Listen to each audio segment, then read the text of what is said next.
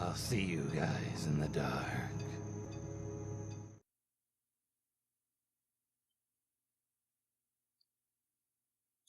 I've lived most of my life way out in the valley countryside of Ontario. Given, that's not a whole lot for an 18-year-old, but for me, it's the only place that I can call home, and I like to think that I know the entire area, like the back of my hand at least. Adventures across the long, crossing roads, pastures, and woods that made up the skeleton of my village were a common venture in my childhood. As a young kid, I had a habit of biking extremely far out in hopes of finding new places, and sometimes my dad or one of my friends' parents would toss out bikes in their backyard and take us way out to the back road and let us explore for a few hours. This was how a lot of us first found that one of these crappy gravel surroundings by thin woods was a worn-down old shack, sitting there about 20 meters off the path. Honestly, I never thought anything of it, except for the fact that it was creepy. It had no windows to see inside, and I never went anywhere near it. But one of my friends at the time said that her older sister had tried to go in, and that the door was completely locked. We all had better things to be curious about at the time than that anyways, so I quickly moved on, and it became nothing more than a mundane landmark of the area. Honestly, I had completely forgotten about it for a few years now, except for last Tuesday. I was coming home from one of my very late classes at my university, and I usually take the back roads I perused many years ago, as they're more straightforward and scarcely ever have any sort of traffic. As I drove down the gravel path that would wind along the side of the country and eventually take me to the next street that I needed to turn onto, I noticed a faint glinting coming from within the trees up ahead, maybe about 100 meters from my car. Was it a flashlight, I thought? But as my car came closer, I realized what I was really seeing. The light inside of the shack was on. I should mention now that all of the nearly 13 years that I've spent living in my area, I have never seen the door open, and I have never seen a light on inside of that shack, ever. Not even once. I must have driven past that shack probably almost 100 times in my life, but this was the first time I'd ever seen any sign of a person's presence having been anywhere near that thing. That, coupled with the fact that it was 10 o'clock at night, and pitch black outside aside from my headlights, and the faint, incandescent glow light up from the door frame up ahead, immediately filled me with what I can only describe as a weird sense of dread. It would be hard for most people not to immediately be unsettled by something like that, and I am someone who's easily spooked. Fortunately, while my car approached the light, I was curious enough, despite the feeling in my stomach. I slowed down as I was about to pass, hoping that I would see what was going on inside. And this is probably the only reason I managed to spot the dark shape that burst out of the foliage on the side of the road, directly into my path. I wasn't going very fast at that point, but I was still pounding the brakes rather hard in alarm, so my car came to a crunching stop on the gravel. For a moment, I was just really confused and freaked out. What was that? Had I almost hit a deer or something? This is far out in the country. A deer would have been the most likely and most reasonable assumption. But in my beams of the car, I could see what had stopped me. A very tall, very lanky old man with scraggly and balding gray hair. Right away, I got that impression that this man was very poor. He looked dirty and unkempt, and his clothes hung off of him. However, I'm generally used to seeing people who aren't that well off in my town, and I don't like to judge people right away based off of the sort of thing. So, I was mostly just extremely unsettled over what the hell this guy was doing way out here, and why he had just walked out in front of my car. As I sat there confused, the old man came around to my window and knocked on the glass. Feeling my memories of stranger danger, conversations with my parents kicking in, as old as those conversations were, I rolled down the window just a crack, only enough for someone to be able to hear me and for me to hear them. I was already creeped out enough as it was. Immediately, I had to say what I was thinking. "What are you doing out here?" I asked. In my peripheral vision, I could still see the light from the shack, but in my mind's eye, I wasn't really registering it anymore. Stupid, I know. I should have made the connection immediately, but I was still kind of shaken by the fact that I could have run this guy over if I hadn't been able to stop in time. And being a new driver, and all the thought of that was terrifying. After a small pause, the man started talking to me. He had a thick, croaky sort of voice, and he spoke very slowly. My truck, it's broken down, he explained. Oh, okay. I was also getting the feeling that he wasn't really all there, mentally at least. I didn't have to look around to notice there wasn't any truck on the side of the road, but I did anyways. Turning my head around to confirm what I already knew, there was definitely no truck. Had he somehow driven it into the tree or something? As far as I could remember and see, there wasn't enough space anywhere in them for a truck to fit through. What was the man talking about? While I was looking, it was honestly as though I could feel that he was watching me. And when I turned back, he was still leaning down to peer inside of my window at me. "Where? I don't see it," I blurted out. I was definitely distrustful of this guy already. At first, he didn't respond, and my nerves were only getting worse the longer we were alone out here. Then he replied, "It's just up the road," he said, just turning to the point with his finger at this general direction. The lights on my car aren't exactly the greatest, but I could still see far enough that I really couldn't imagine where on earth this truck was supposed to be. I couldn't spot the faintest sight of it. While I squinted up ahead, he continued, "I'll show you where, if you come." At this point, I really had no idea what this old man was thinking I could do to help. I'm 18 years old, female, and very petite. I don't exactly look like the type of person who knows a lot about cars or how to fix them. And for the record, I'm really not. But as I was tired from a long day at school, so I absolutely was not at my brightest. And for some reason, a part of me felt guilty about leaving him out here alone if the truck was really broken. "Okay," I said, and I reached to my gear shift to start driving slowly up the road. But as soon as he saw my hand, he shook his head. "It's up ahead. It's not that far." "What? Excuse me, but no thanks. How the hell was I going to see anything in the dark if I got out of my car and followed him anyway? There is no harm in driving wherever he was trying to lead me." The more I talked to the guy, the more unnerved I was getting, and the more red flags were starting to pop up in my mind.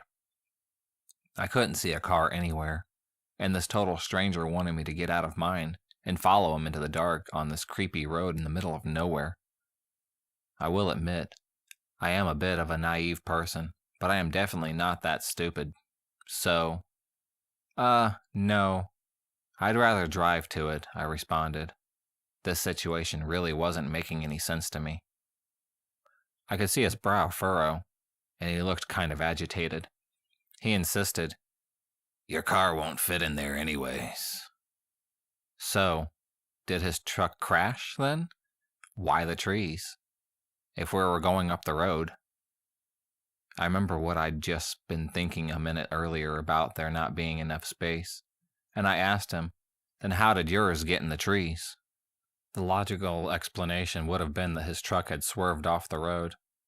But even if that were the case, there was seriously nothing at all that I could have done to help him fix his car or get it back out again.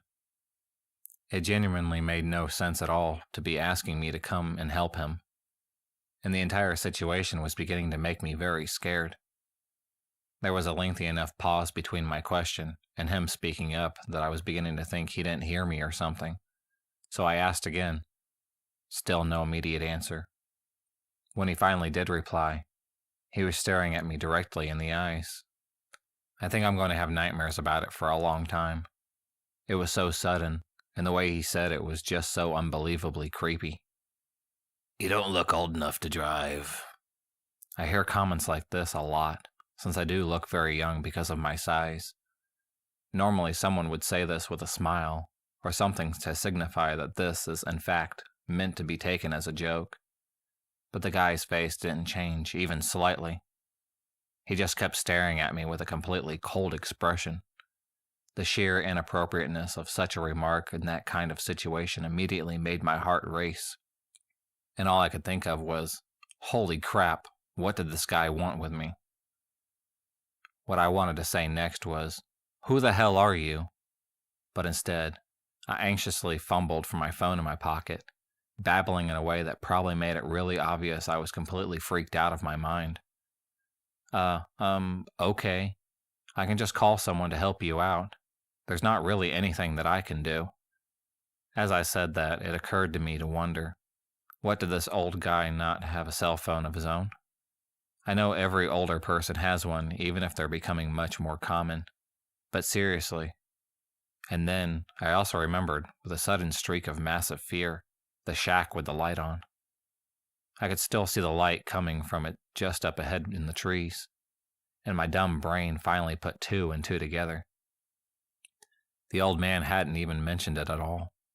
It was like it wasn't even there to him, and there was definitely no one out here that could have turned the light on, but the guy who was standing outside my car right now. What was he doing out here in that shack?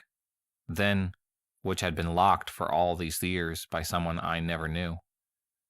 There was definitely no truck around here.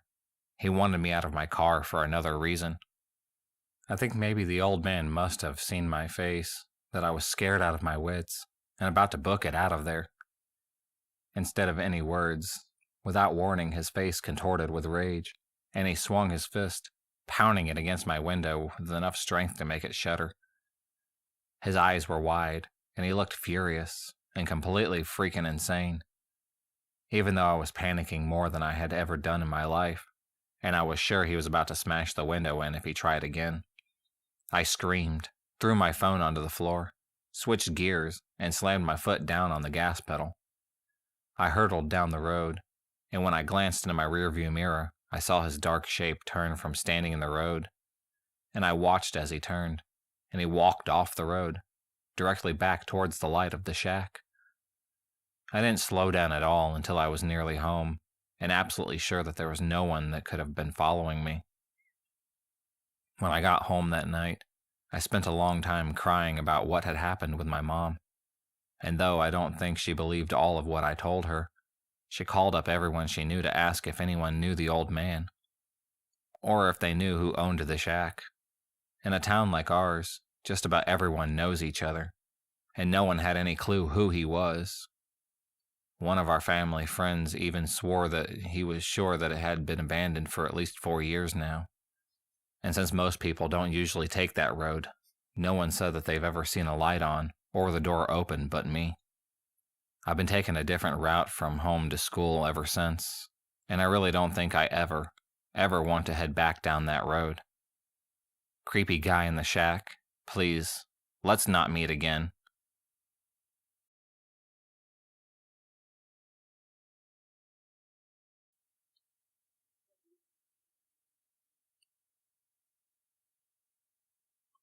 This was a strange encounter. It was very scary at the time, but when I tell people about this story, they usually don't think it was something to freak out about. Last Thanksgiving, I was driving home from college with a friend. I live in a very isolated part of Arkansas that requires driving through an hour of hairpin turns in the mountains. There are lots of blind turns, and the whole time you're driving on the edge of huge drop-offs with no barriers. I'm usually pretty confident in driving through the mountains, but we were in my friend's car, so I was going slower than usual, driving about 5 over the speed limit. Almost as soon as we started the roughest part of the drive, another car was tailgating us pretty close. This was stressing me out, and as soon as I saw somewhere I could pull over, I did. I pulled into a church parking lot, and my friend offered to drive the rest of the way, but I declined, as it was completely dark, and she had never driven this route before. We get back on our way, and a few minutes later I have to come to a screeching halt as there's a car stopped in the middle of the road. It wasn't on the shoulder at all, just stopped dead in the middle of the road. My friend is saying that they must have broken down, but can't call a tow because there's no service in this area. I immediately have a bad feeling and lock the doors. I tell my friend to stay in the car no matter what. She is starting to get scared at this point and points out that she thinks that is the car that was following us. I can't tell, but I am very scared at this point. It's parked right before a hairpin turn, so I can't pass it. My friend starts frantically telling me to go ahead and pass it, but I don't want to get hit by a Mack truck or fall off the mountainside. I honk my horn, nothing happens.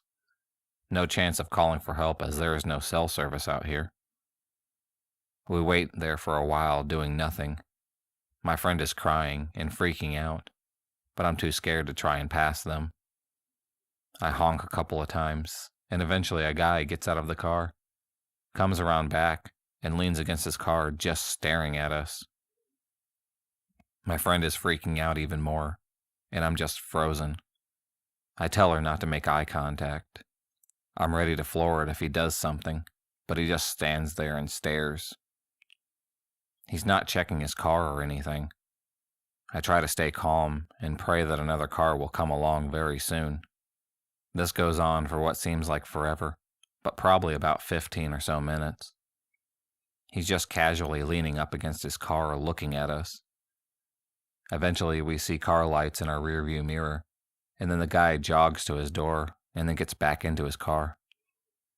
He speeds off, going dangerously fast.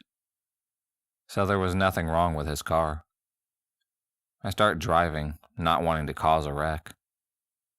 We don't see anything else for a while, but we pass the same car parked along the highway a little while later. And it pulls back on and starts tailing us again. I try to speed up and get rid of him, but he keeps following. We have cell service at this point, but I don't know if we should call the cops because nothing really has happened. I call home and tell my brother what's going on and tell them to wait on the porch for us. The car follows me all the way home down the really long drive to my house. I get to my house and my two brothers are waiting on the porch holding their deer rifles. I pull in and the car just goes to the end of the drive, loops around and speeds off back the way it came. We try to see its plates, but we couldn't make them out. My friend and I were really freaked out, but I told her friends the whole story and they didn't think it was that big of a deal.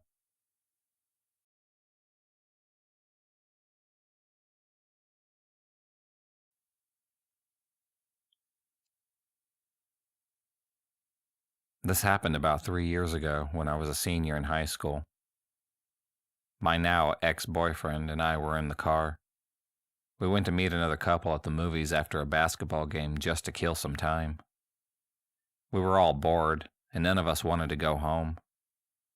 We went to the 10:30 showing of Dear John, which, by the way, I fell asleep in. I didn't care for romantic movies much, and the only good part had to be Channing Tatum. Anyways, the movie ended, and we all piled into our cars. I had to take my boyfriend home because he didn't have his license yet. I hated the back roads, but they were much quicker than going through town, and most likely being stopped at every single red light. He lived out in the middle of absolutely nowhere. We're about 5 minutes away from his house when my headlights reveal a young woman standing in the road frantically waving her arms, flagging me down. It's about midnight at this point, and I'm wondering if maybe, possibly her car broke down. I felt nothing wrong with this situation, so I pulled over to the side of the road. I might want to mention in advance that I am so freaking stupid for doing this. She rushes up to the car and asks if we can give her a lift. She tells us that her boyfriend and her got into a fight, and he forced her out of his car, and she was walking home. She still had about 10 miles to go. I felt bad for her, but I still was suspicious. I told her she could use my cell phone if she needed to, and then made up an excuse that I didn't have enough gas to get her where she wanted to go. She said she would give me money, and then out of nowhere she starts looking at me and smiling. She kept repeating things like, "Oh my God, I know you. I remember. Don't you remember me?" I have never before seen this woman in my whole life. She kept saying things like, "How could you refuse a ride to someone you know? I'm not a stranger." I only had my window cracked about 3 inches at this point, and when I kept refusing her a ride, she got angry and cursed at me, calling me all kinds of names. She reached in the car and tried hitting me when I rolled up the window and caught her fingers in the window between the frame and the glass. She screamed. I unrolled it enough so that she could remove her fingers and quickly locked my door before she tried that. Out of nowhere, a man comes out from the wooded area next to the road. This guy was huge. He looked like a security guard that you would see with like Beyonce or something protecting her from the paparazzi. I was frozen. My boyfriend slowly took his cell phone from his pocket and dialed 911. He hit my hood and demanded that I get out of the car or he was going to pull a gun on me. I snapped back into reality and put my car in reverse. I swerved around the man and the woman as tears were pouring out of my eyes. The adrenaline had finally gotten to me, and I realized that we had just gotten out of something that could have been a very awful ending for us. We reached my boyfriend's house and waited for the police. They took our information, and we told them what had happened. They made their way back to the spot and found burlap sacks, a gun, a knife, a rope, and a camera. They also found tire marks where a car had been parked in the wooded area. What did they want with us? Most likely, I will never find out. This has to be the scariest thing that has ever happened to me, but I am so happy that I got out safe and alive.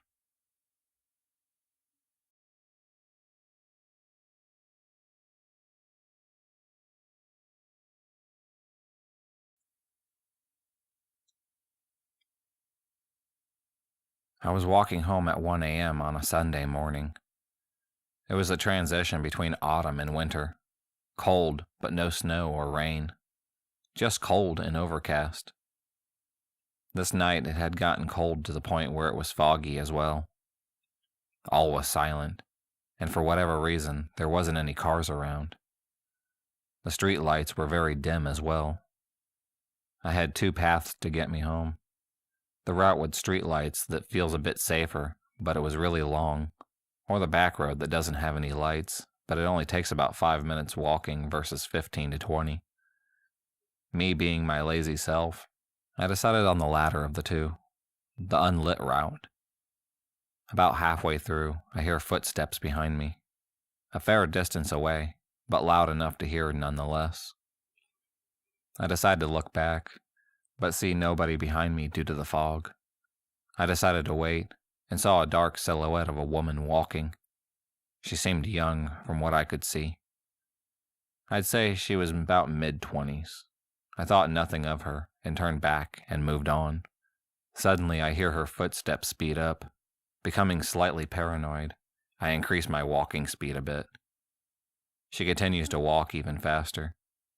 I look back and she breaks into a full-blown sprint towards me. I could see an intersection ahead and was about 200 feet from the road, which I crossed to get to the condo that I live in. Adrenaline kicks in, and I sprint all the way to the intersection without even looking back. Once I got to the intersection, I stopped, and out of breath, I looked back to see nothing but fog. The woman had disappeared. All of a sudden, from within the fog, I hear a loud cackling laugh, similar to the one you'd hear from a witch in a movie. And she just continues to laugh and laugh, not stopping. I get spooked and Jay sprint across the road and quickly run into my home. Lock all of the doors and windows and look out of my living room window. There was nothing but fog. I continued to sit there for a few minutes until I see the woman again, slowly walking out of the fog. She couldn't see me since I was looking in from between the blinds, and it was dark. She stands in the middle of the street she was on, no cars around, and looks around to her left and her right. It seemed like she was looking for me. All of a sudden, something that I didn't expect to happen at all happened. She broke down into tears. She fell to her knees and started to sob, as if she were extremely hurt or disappointed that she couldn't find me. She sat there on her knees and sobbed. constantly for 5 minutes. Afterwards, she calmed down. She just got up and left, still quietly whimpering as she walked down the street away. 3 weeks later, the same situation occurs. I'm walking along the same road, same weather, fog and all. The exact same thing as the last encounter with the woman happens again, except this time I stopped across the street, turned, and looked back towards the fog.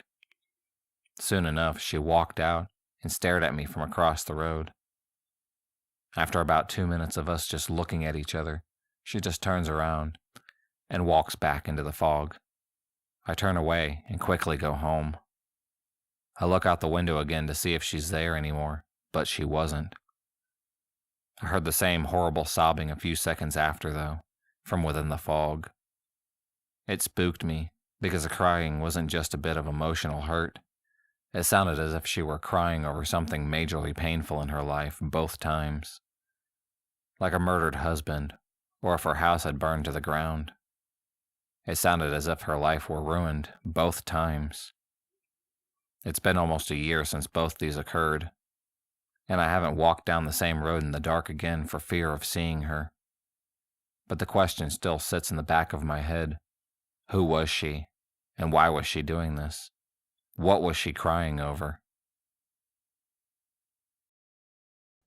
If you enjoyed this video, please subscribe, like, and hit the bell for notifications on future videos, and become a stalker of the night. And I'll see you next time.